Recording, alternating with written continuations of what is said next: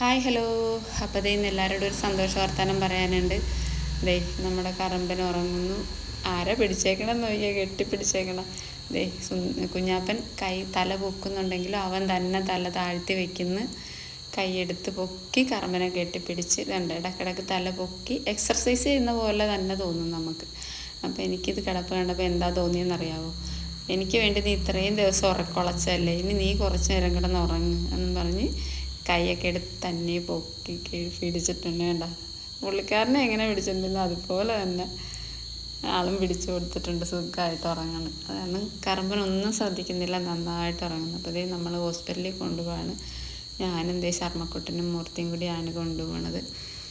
പോയിട്ട് തിരിച്ച് വന്നപ്പോൾ അമ്മ നോക്കി നിൽക്കുമായിരുന്നു. അമ്മയുടെ വിവരമൊക്കെ പറഞ്ഞ് അകത്തോട്ട് കൊണ്ട് കിടത്തപ്പോൾ ഓടി വരും. ഇപ്പം കുറച്ച് നേരം മിസ്സായിരുന്നല്ലോ, അതിൻ്റെ ഒരു സങ്കടമുണ്ട്.